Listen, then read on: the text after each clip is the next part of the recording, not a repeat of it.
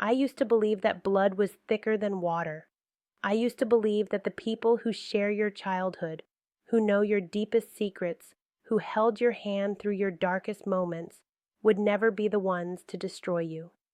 I used to believe in the sacred bond between sisters, that unbreakable connection that movies and songs celebrate. But I was wrong. I was so catastrophically, painfully wrong. My name is Claire, and 3 years ago, my younger sister Jessica stole my husband of 7 years. But that is not the story.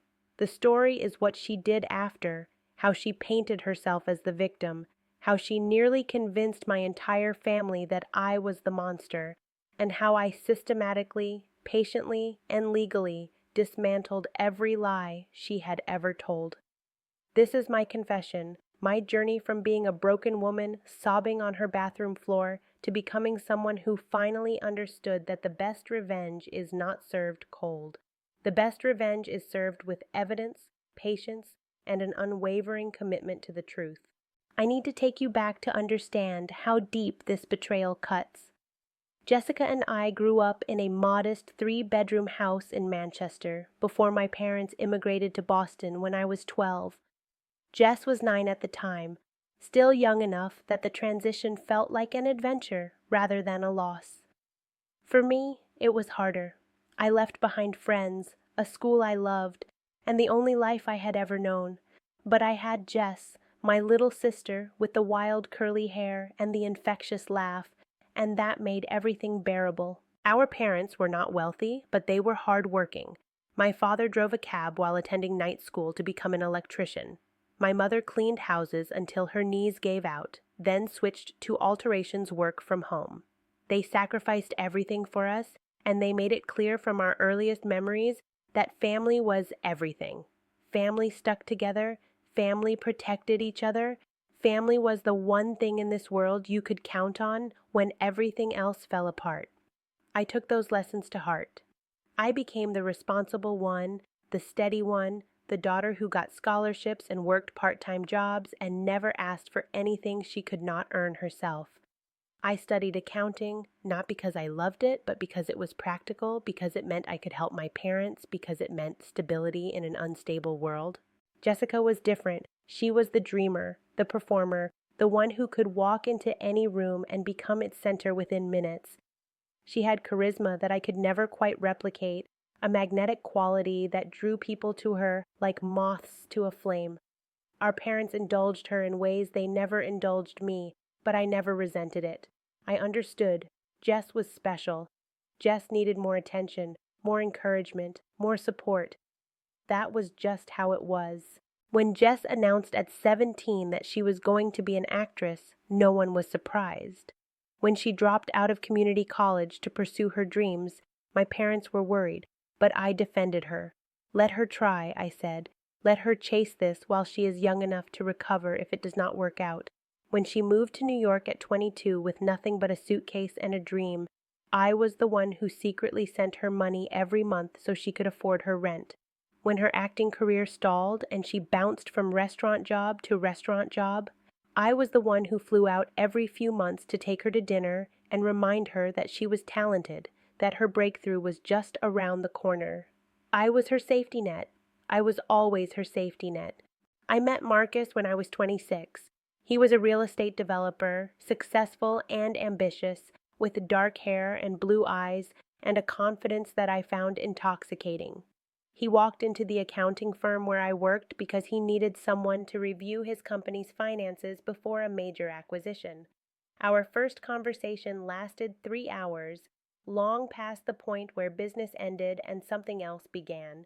He was charming, but not in the flashy way that Jess was charming. Marcus was steady, reliable, the kind of man who remembered your coffee order and showed up exactly when he said he would. After years of dating men who flaked, who could not commit, who saw me as a backup option, Marcus felt like a revelation. He pursued me with an intensity that made me feel seen for the first time in my life. We dated for 2 years before he proposed. The wedding was small, just close family and friends at a vineyard in Massachusetts. Jess was my maid of honor, and I remember how she cried during my vows, how she hugged me afterward and whispered that she had never seen me so happy, that I deserved this more than anyone she knew. Those words haunt me now. They play on a loop in my mind when I cannot sleep, which is often, because either she was the greatest actress who ever lived, or something changed in her that I never saw coming. I have spent 3 years trying to figure out which one it was, and I still do not have an answer. The first 5 years of my marriage were good. Not perfect, but good. Marcus and I built a life together in a brownstone in Brooklyn. He grew his company. I made partner at my firm.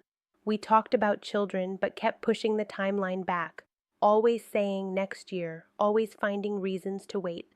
Looking back, I wonder if part of me sensed something was wrong, if some buried instinct was telling me not to tie myself more permanently to a man I did not fully trust.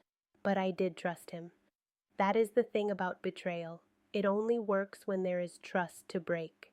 Jess moved back to the East Coast when she was 28.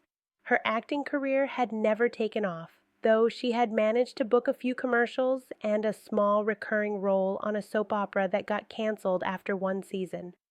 She said she needed a fresh start, that New York had chewed her up and spit her out, that she wanted to be closer to family. I was thrilled. I missed my sister. I missed having her nearby, missed our late-night phone calls, missed the way she could make me laugh even on my worst days. I helped her find an apartment 20 minutes from our place. I co-signed her lease when her credit was not good enough. I loaned her money for first and last month's rent, money I never asked to be repaid, money I never expected to see again, because that is what sisters do. For the first year after she moved back, everything was wonderful. Jess got a job as a receptionist at a talent agency, which she said was perfect because it kept her connected to the industry while paying the bills. She came over for dinner at least once a week. She and Marcus seemed to get along fine, nothing remarkable, just the normal pleasantries of in-laws who tolerate each other. I do not know exactly when things shifted. That is one of the cruel things about betrayal. You can never pinpoint the exact moment when everything changed, when the foundation you thought was solid started to crack. But I can tell you when I first felt something was wrong. It was a Thursday evening in March, about 2 years after Jess moved back. Marcus had been working late more frequently, which was not unusual during busy seasons, but something felt different. He was distant, distracted, checking his phone constantly, and then quickly turning the screen away when I walked into the room. When I asked if everything was okay, he snapped at me, told me I was being paranoid, that work was stressful, and I needed to give him space. I believed him. I told myself I was being ridiculous, that 7 years of marriage had proven he was trustworthy, that my anxiety was the problem, not him. I ignored the voice in my head that whispered something was very wrong. 2 weeks later, I came home early from work with a migraine. Marcus was supposed to be at a meeting across town, but his car was in the driveway, and when I walked through the front door, I heard voices upstairs. Not just any voices. Laughter, my sister's laughter. I climbed the stairs slowly, my heart pounding so loud I could hear it in my ears. The bedroom door was closed. I stood outside for what felt like hours, but was probably only seconds, trying to convince myself there was an innocent explanation. Maybe Jess had stopped by to drop something off. Maybe Marcus had come home sick. Maybe they were just talking, just catching up, just being friendly. I opened the door. The image is seared into my brain. I will carry it with me until the day I die. My husband and my sister tangled together in the bed I had slept in the night before, on sheets I had washed 3 days earlier, surrounded by pillows I had carefully arranged that morning before leaving for work. For a moment nobody moved, nobody spoke. The only sound was my own ragged breathing, the sound of my world collapsing in on itself. Then Jess screamed, not a scream of guilt or shame, a scream of accusation. "What are you doing here?" she shrieked, grabbing the sheet to cover herself, looking at me like I was the intruder, like I was the one who had done something wrong. "You're supposed to be at work." I could not speak. Words would not form. I just stood there, staring, waiting for reality to reassemble itself into something that made sense. Marcus finally moved, jumping out of bed and pulling on his clothes, his face a mask of panic. "Claire, wait. This is not what it looks like. Just let me explain." I laughed. I actually laughed, a sound that felt foreign coming out of my own mouth. "Not what it looks like? What exactly does it look like, Marcus?" "We didn't mean for this to happen," he started, his voice taking on that earnest, sincere tone that I had once found so attractive. "It just, we got close, and one thing led to another, and—" "How long?" I interrupted. My voice was calm now, eerily calm, the eye of the hurricane. "How long has this been going on?" They looked at each other, and that look told me everything. They had their own silent language, their own private communication, the kind of intimacy that takes months or years to develop. "6 months," Jess finally whispered. "Maybe a little longer. 6 months, half a year, 26 weeks of lies, of deception, of pretending, 26 weeks of dinners at my table where she smiled at me and asked about my day while secretly sleeping with my husband, 26 weeks of him kissing me goodbye in the morning and then running to her. I turned and walked down the stairs without another word. I grabbed my purse from the kitchen counter. I got in my car. I drove. I do not remember where I went that night. I know I did not go to my parents because I could not face telling them what had happened. I did not go to friends because I was too humiliated to speak the words out loud. I think I just drove for hours until I ended up at a motel somewhere off the highway, where I paid for a room and lay on the bed staring at the ceiling until the sun came up. In the morning, my phone had 47 missed calls. Marcus, Jess, my mother, my father, more Marcus, more Jess. I ignored all of them. I was not ready. I was not sure I would ever be ready. But here is where the story takes a turn. Here is where I have to explain what my sister did next, the move that transformed her from a betrayer into something far worse. While I was lying in that motel room trying to figure out how to put one foot in front of the other, Jess was busy. She was making phone calls. She was spinning a narrative. She was getting ahead of the story in a way that only someone with true theatrical training could manage. By the time I finally answered my mother's call the next afternoon, she was crying. "Claire, honey, where are you? We've been so worried. Jess called us last night. She told us everything. She's devastated, the poor thing." "Wait," I said, my brain struggling to catch up. "Jess called you? What exactly did she tell you?" My mother's voice dropped to a whisper. "She told us about the affair, sweetheart. She told us how Marcus pursued her, how he manipulated her, how he threatened to destroy her career if she didn't comply. She said she tried to tell you so many times, but she was scared, and now she's terrified that you'll never forgive her for being a victim." I thought I had experienced shock the day before. I was wrong. This was a new level, a depth of manipulation I had never imagined my sister capable of. "Mom," I said slowly, carefully, "that is not what happened. I caught them together, in my bed. She didn't look scared. She looked angry that I came home early." There was a long pause. "Honey, I know you're hurting right now, and I understand that you're looking for someone to blame. But Jess is your sister. She would never willingly do something like this. Marcus must have—" "I was there, Mom. I saw them. I heard what they said. They admitted it had been going on for 6 months. She wasn't being coerced. She was laughing before I opened that door." Another pause. When my mother spoke again, her tone had shifted. There was doubt there now, but also something else. Something that felt like judgment. "Claire, I just think maybe you misinterpreted the situation. You were upset. Your mind could have been playing tricks on you. And Marcus can be very persuasive. We both know how charming he is. Isn't it possible that—" I hung up. I sat there in that motel room, holding my phone, realizing that my sister had just executed a masterful preemptive strike. While I was in shock, while I was processing, while I was trying to figure out how to survive, she was already rewriting history. She was already positioning herself as the victim. She was already laying the groundwork for a narrative where she was the innocent party, coerced by a predatory man, and I was either a fool who could not see the truth or a vindictive woman looking for someone to blame. In the days that followed, I learned just how thorough her campaign had been. She called my aunts and uncles. She called family friends. She called mutual acquaintances.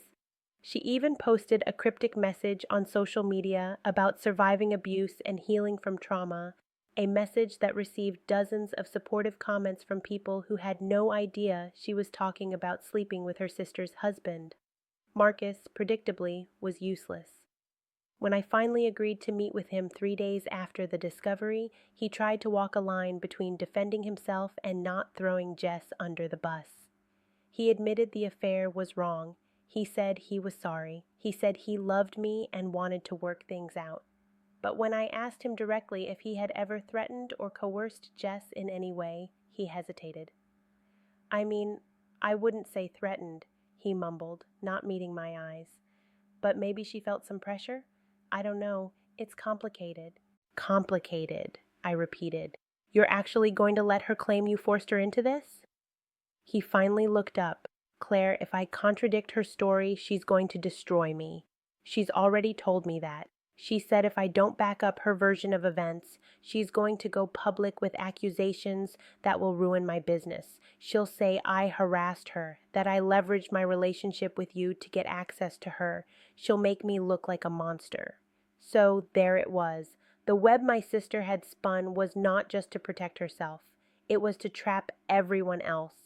Marcus was caught because he feared for his reputation and his business. My parents were caught because they could not accept that their beloved younger daughter was capable of such calculated cruelty. And I was caught because no matter how much I protested, no matter how clearly I described what I had witnessed, I was outnumbered by people who wanted to believe a different story. The next 6 months were the darkest of my life. I filed for divorce, obviously. Marcus contested nothing. He signed whatever papers I put in front of him, clearly hoping that compliance would buy him mercy. I got the brownstone, half of our shared investments, and enough in the settlement to rebuild my life. He moved into a rental apartment downtown and, according to mutual friends, became something of a recluse. But the divorce was the easy part. The hard part was watching my family fracture. My parents invited Jess to spend Thanksgiving with them that year. They invited me too, assuming I would understand, assuming I would just show up and pretend everything was fine, because that is what I had always done. When I told them I would not be attending any family gathering where Jessica was present, my mother cried and my father got angry. "You need to forgive your sister," he said, his voice tight with frustration. "She made a mistake, yes, but she's sorry. She's been through enough. We can't let this family fall apart because of one bad decision." One bad decision? I could not believe what I was hearing. "She slept with my husband for 6 months and then told everyone he forced her." "That's not a mistake, Dad. That's a pattern. That's deliberate, calculated destruction." "You're exaggerating," he snapped. "You always do this, Claire. You always see the worst in people. Your sister has flaws, yes, but she's not some sort of evil mastermind. She's a confused young woman who got caught up in something she didn't know how to handle." I realized in that moment that I could not win this battle by fighting it. My sister had spent her entire life cultivating an image within our family. She was the fragile one, the artistic one, the one who needed protection. I was the strong one, the capable one, the one who could handle anything. That narrative worked against me now, because when Jess claimed victimhood, it fit the role everyone expected her to play. And when I insisted on accountability, I was just being my usual demanding perfectionist self. I stopped arguing. I stopped explaining. I spent Thanksgiving alone in my brownstone, eating takeout Chinese food and watching movies I did not really see. I told myself this was rock bottom, that things could only get better from here. I was wrong again. In January, I received a letter from an attorney I had never heard of. Jess was suing me for defamation. The letter claimed that I had been spreading false statements about her to family members and acquaintances, that these statements had damaged her reputation and her career, and that she was seeking compensation for emotional distress and lost income. The letter referenced specific conversations I had with relatives, conversations where I had simply told the truth about what I witnessed. Apparently, my aunt had mentioned something to someone who mentioned it to someone else, and eventually it made its way back to Jess, who decided that my insistence on telling my side of the story was legally actionable. I sat at my kitchen table, reading that letter over and over, trying to understand how this was possible.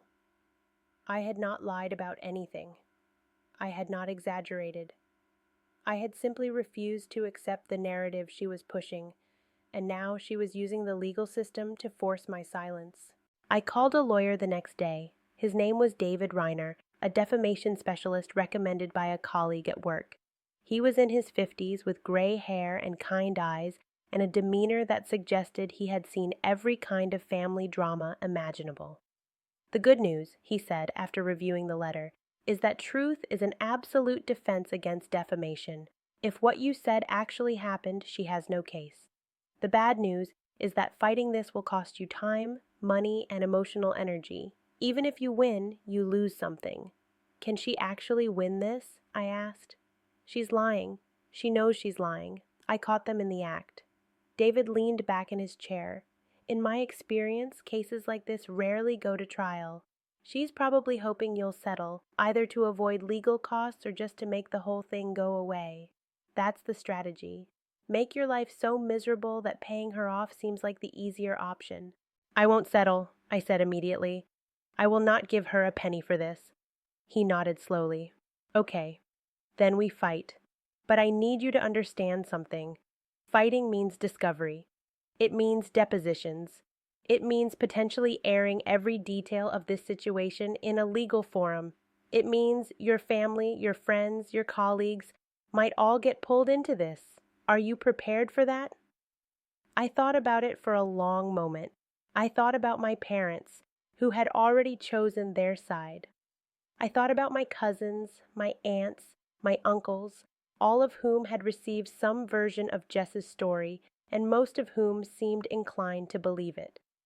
I thought about the colleagues who had asked careful questions about why I seemed stressed, questions I had deflected because the truth was too humiliating to share. Yes, I finally said, I'm prepared, because if I don't fight this, she wins, and I cannot live in a world where she wins. David smiled, the kind of smile that told me he had been hoping I would say exactly that. Good, then let's get to work. The next 18 months were consumed by legal proceedings. Jess's lawsuit was a sham, and we both knew it, but the system requires a process. Depositions were scheduled, documents were exchanged, witnesses were interviewed, but something unexpected happened during discovery, something that changed everything. My lawyer subpoenaed text messages and emails between Jess and Marcus from the period of the affair. Jess's attorney tried to block it, claiming invasion of privacy, but the judge ruled that the communications were relevant to establishing the timeline and nature of the relationship, which in turn was relevant to whether my statements about her were truthful. When those messages finally arrived, printed out in a thick folder that David handed me across his desk, I felt my hands trembling. You might want to sit down for this, he said. It's not easy reading. He was right. It was not easy, but it was illuminating. The messages revealed a side of my sister I had never known existed. They showed her not as a victim, not as a confused young woman who got caught up in something she could not control, but as the orchestrator. She was the pursuer. She was the aggressor. She was the one who initiated contact, who suggested meetings, who pushed the relationship from friendship into something more. In one text, dated about 3 months before I discovered the affair, she wrote to Marcus, Claire has no idea what she has. She doesn't appreciate you. She's so focused on her career that she can't even see you're unhappy. I could make you happy. I could give you what she can't. In another, she wrote, Stop feeling guilty. Claire will survive. She always survives. That's her thing. But you and me, we could really have something something special. And in the most damning message of all, sent the morning after I caught them, don't panic. I have a plan. Let me handle the family. Just don't contradict anything I say and we'll be fine. I sat in David's office, reading those words, feeling like I was meeting my sister for the first time. The woman in those messages bore no resemblance to the fragile victim she had been performing. This was a predator. This was someone who saw my life, my marriage, my happiness, and decided she wanted it for herself. There's more, David said gently. Keep reading.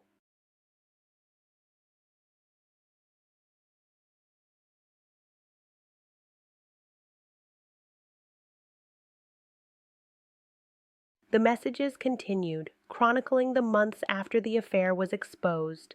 They showed Jess coaching Marcus on what to say, threatening him when he hesitated, manipulating him with a precision that was almost impressive in its ruthlessness. But the most devastating revelation came near the end of the folder. It was a series of messages between Jess and a man I did not recognize. His name was Kevin, and based on the context, he seemed to be a friend or perhaps a romantic interest. In these messages, Jess was shockingly candid. I know it's messed up, she wrote, but I've always been jealous of Claire. She has everything, the career, the husband, the perfect little life, and she makes it look so easy, like it just fell into her lap. I worked just as hard. I sacrificed just as much, but she's the one who gets everything while I'm struggling to book commercials. It's not fair. Kevin's response was sympathetic but probing. So what? You went after Marcus to even the score? Jess's reply, maybe. I don't know. I just wanted to feel like I mattered, like I could have something that was supposed to be hers. And honestly, he wasn't that hard to catch. Men are so predictable. I put the folder down. I could not read anymore. My vision was blurred with tears, not of sadness, but of rage. Pure, clean, clarifying rage. My sister had not betrayed me because she loved Marcus. She had not betrayed me because she was confused or coerced or swept up in passion.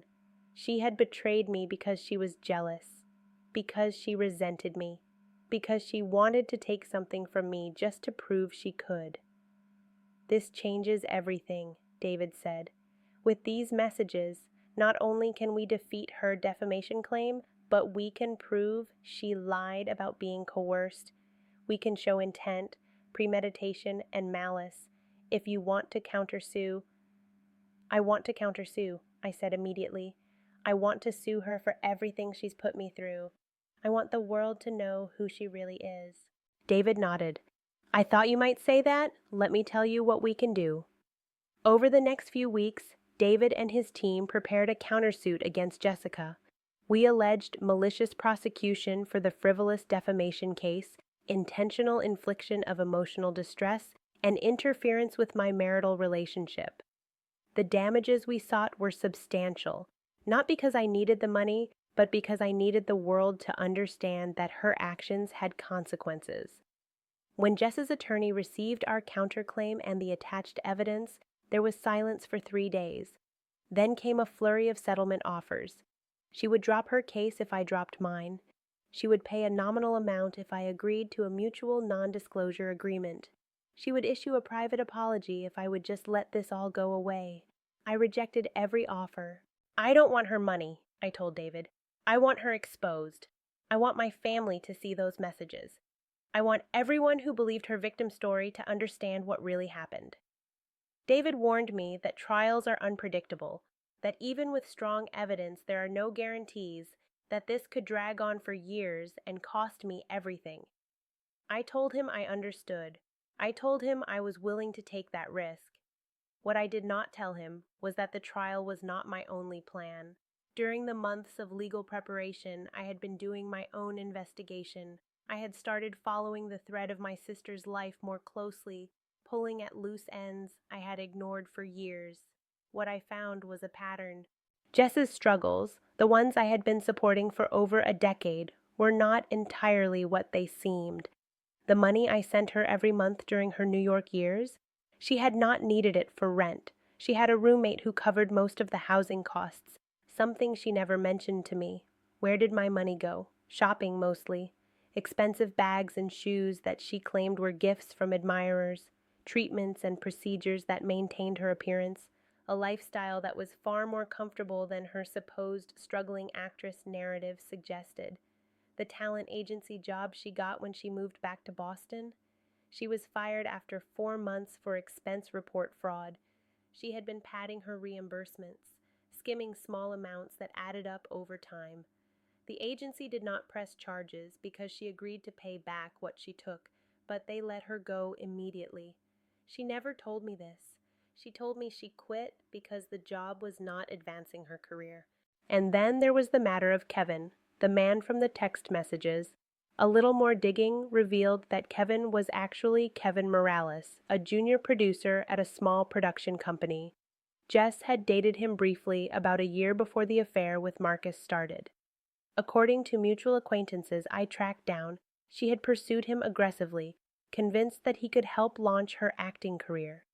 When he made it clear that his position did not include casting power, she dropped him immediately, but not before she allegedly borrowed $5,000 from him that she never repaid.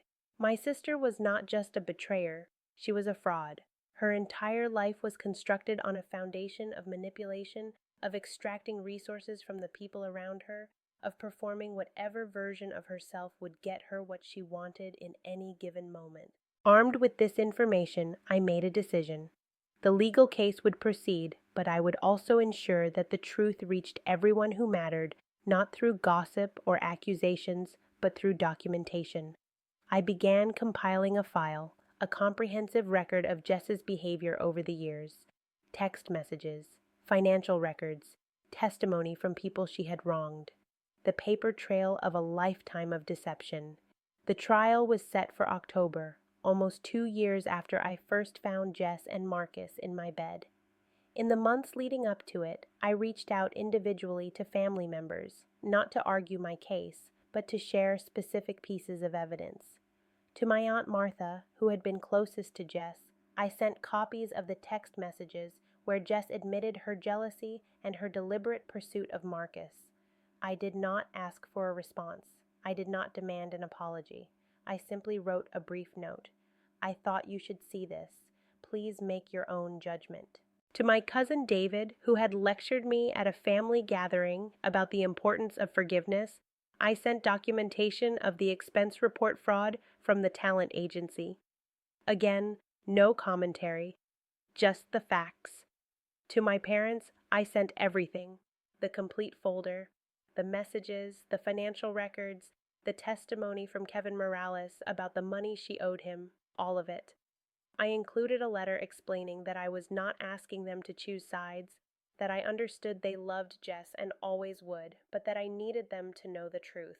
Not her version, not my version, the documented, verifiable truth.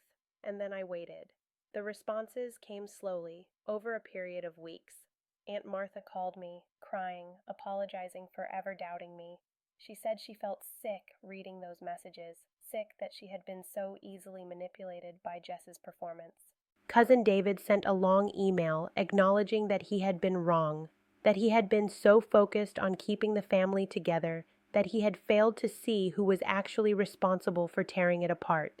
My parents were the hardest. They did not call for almost 2 weeks after I sent the package. When my mother finally reached out, her voice sounded older than I had ever heard it. "We read everything," she said.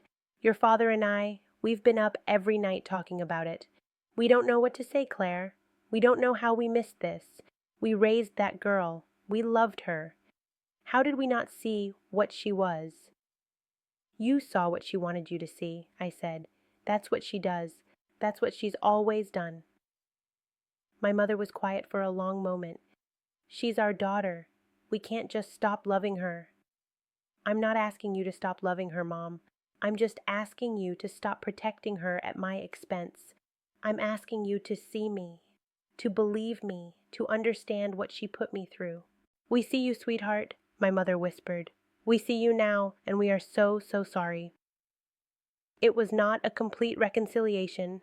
My relationship with my parents would take years to rebuild, and there are still moments of tension, still echoes of the damage that was done.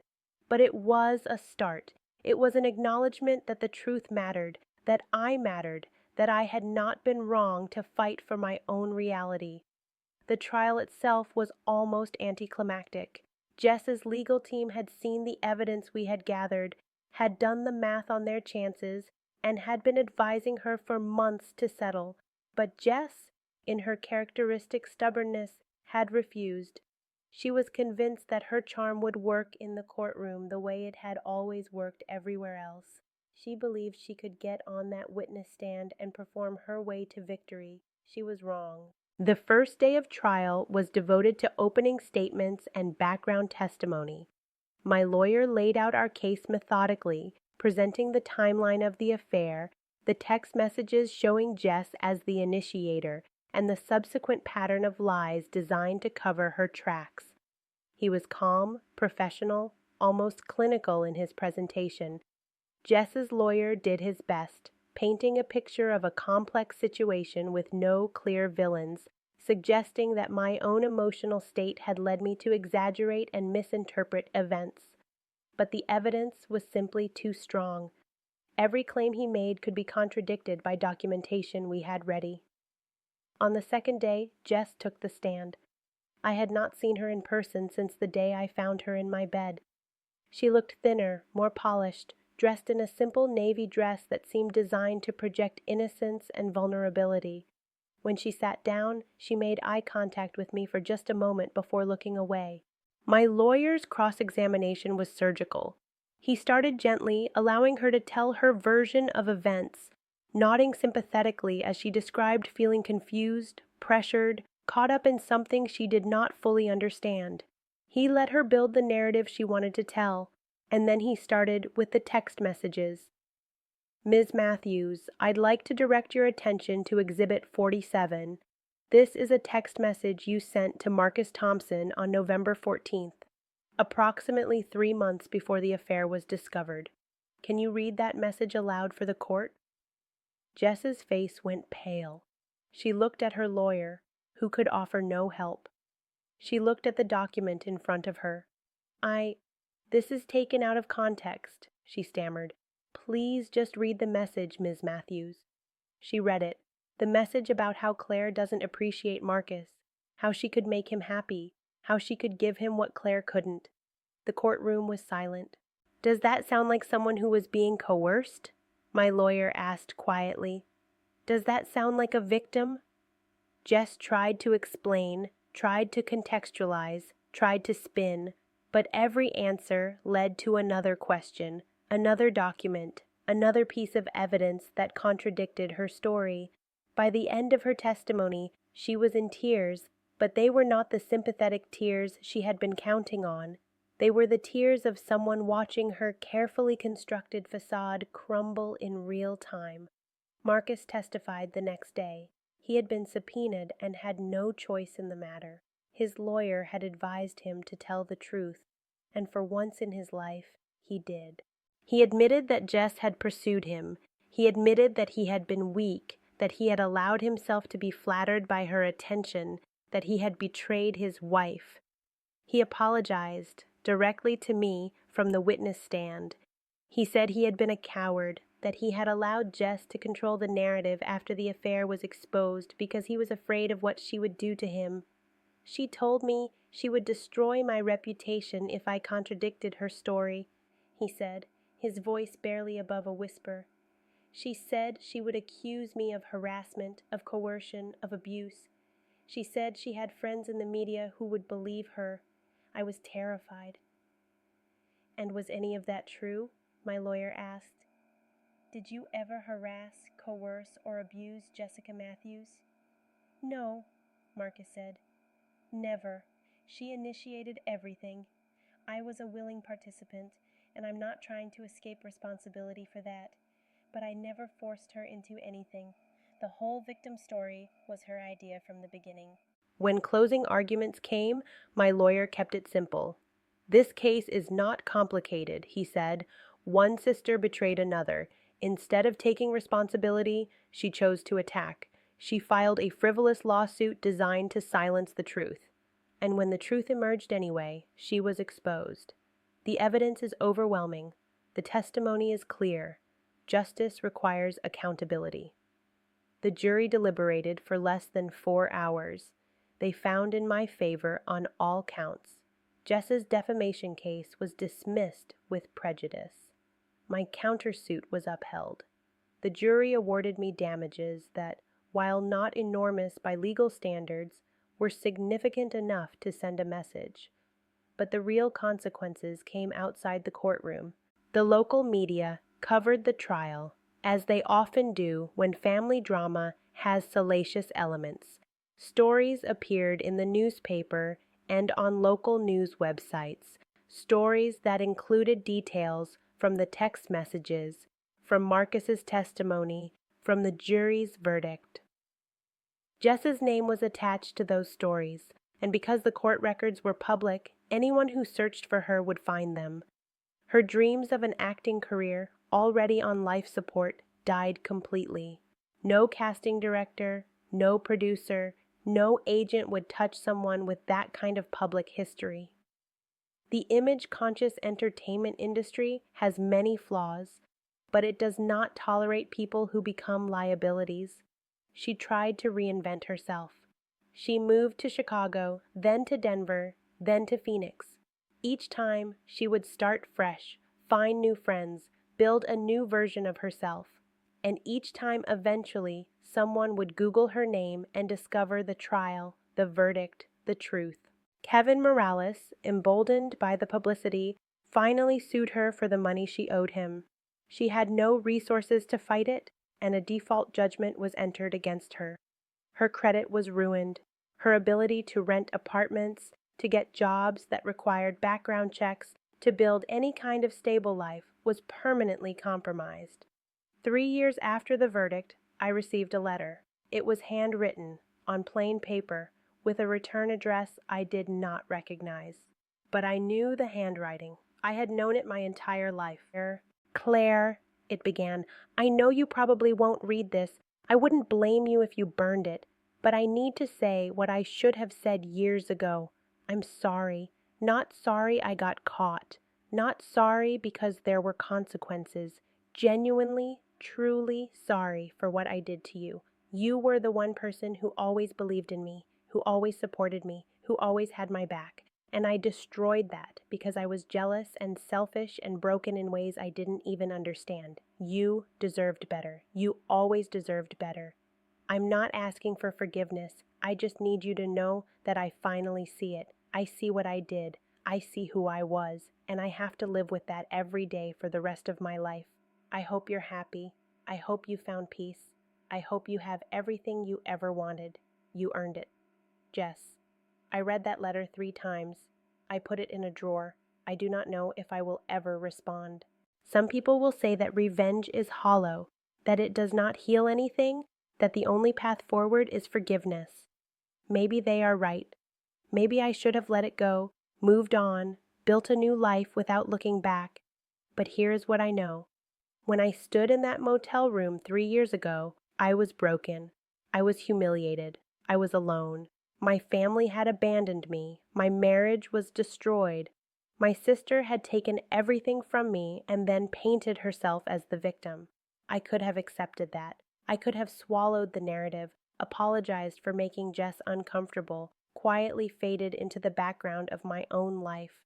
That is what she was counting on. That is what everyone expected from Claire, the responsible one, the steady one, the one who always put family first. Instead, I chose truth. I chose documentation. I chose the slow, painful, methodical process of building an irrefutable case. And when the time came, I chose to let that case speak for itself. Was it revenge? Maybe. But it felt more like justice. It felt like finally, after a lifetime of accommodation and sacrifice and putting everyone else's needs before my own, I was saying that my truth mattered. My pain was real. My story deserved to be told. Today, I am 40 years old. I live in a small house in Vermont, a place I fell in love with during a vacation and never left. I work as an independent financial consultant, setting my own hours, choosing my own clients. I have a dog named Murphy, a rescue mutt who follows me everywhere and sleeps at the foot of my bed every night. I have dated casually when the opportunity arises. I have not remarried. I am not opposed to it, but I am no longer in any hurry. I spent too many years building my identity around other people, around being a good daughter, a good sister, a good wife. Now I am learning to just be Claire, just me. It turns out that is enough. My relationship with my parents has healed mostly. They came to Vermont for Christmas last year, their first visit since I moved here. We did not talk about Jess. We did not need to. Some wounds close even when they never fully disappear. Aunt Martha and I talk every week. She has become one of my closest confidants, a relationship I never expected, but have come to treasure. She tells me stories about my grandmother, about my mother as a young woman, about family history I never knew. She is helping me understand that I come from strong women, survivors, people who faced impossible choices and found a way through. And Marcus? I hear about him sometimes through mutual acquaintances. He sold his business and moved to California. He sends me a card every year on my birthday, a simple note that just says he hopes I am well. I never respond, but I do not throw the cards away either. I keep them in the same drawer as Jess's letter, a reminder of a life I used to live, a person I used to be. I do not know what the future holds. I do not know if Jess will ever truly change, if she will ever find peace, if the damage she did to herself can ever be undone. I do not know if I will ever be able to forgive her, or if forgiveness is even something I should aspire to. Some betrayals are so deep, so fundamental, that they change the nature of the relationship forever. Maybe some bonds, once broken, can never be repaired. Maybe that is okay. What I do know is this: I survived. I more than survived. I found my voice, my strength, my sense of self. I learned that I am capable of more than I ever imagined, that I can face the worst moments of my life and come out the other side. I learned that the truth, no matter how painful, is always better than living a lie. And I learned that sometimes the people who are supposed to love you the most are the ones who hurt you the deepest. Not because love is weak, but because we let the people we love closer than anyone else, and that closeness gives them power. Jess had all the power once. She had our family's sympathy, society's bias toward believing victims, Marcus's cowardice, and my silence. She had a story that was easy to believe because it fit the patterns we are trained to see. But she underestimated me. She thought that because I was the responsible one, the steady one, the one who always smoothed things over and kept the peace, I would do what I had always done. She thought I would take the hit, absorb the damage, and eventually let it go. She forgot that steady does not mean weak, that responsible does not mean passive, that the person who holds everything together is also the person who knows exactly where all the cracks are. I used to believe that blood was thicker than water. I used to believe that family was everything, that the bonds we are born into are stronger than anything life can throw at us. Now I believe something different. I believe that family is earned, not given. I believe that loyalty must go both ways to mean anything. I believe that love without respect is just a pretty word for manipulation. And I believe that sometimes the best thing you can do for yourself is to stop being the safety net for someone who has been throwing themselves off the cliff on purpose, knowing you would always catch them. I caught Jess for 20 years. I caught her every time she fell, every time she stumbled, every time she made a choice that should have had consequences but didn't, because I was there to cushion the blow. When it finally came time for her to fall without me, she discovered something she had never known. The ground is hard, and it does not forgive, neither do I, but I have made peace with that. Forgiveness, I have learned, is not something you owe to the person who hurt you. It is something you give yourself when you are ready, and not one moment before. Some people wait their whole lives and never get there. Some people find it quickly and move on. There is no right way to heal from betrayal, no timeline, no checklist. All you can do is wake up every morning and choose to keep living, choose to keep building, choose to believe that the life you are creating now is worth more than the life that was stolen from you. That is what I choose every single day. And if you are out there listening to this story, if you are lying in your own motel room staring at your own ceiling, if you are wondering how you will ever survive the betrayal you have just experienced, I want you to know something. You will survive. You will get through this. It will not be easy, and it will not be quick, and there will be days when you want to give up and let the darkness win. But you are stronger than you know. You are more resilient than anyone has ever given you credit for.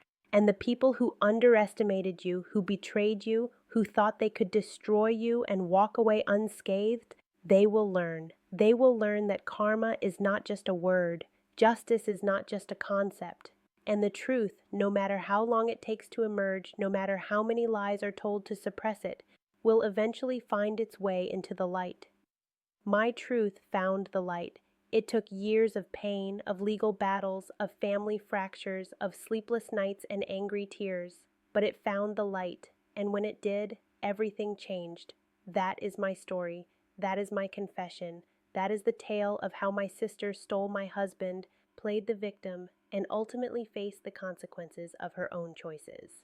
I hope you never have to live through something like this. But if you do, I hope you remember what I learned. Document everything, trust the truth, and never ever let anyone silence your story.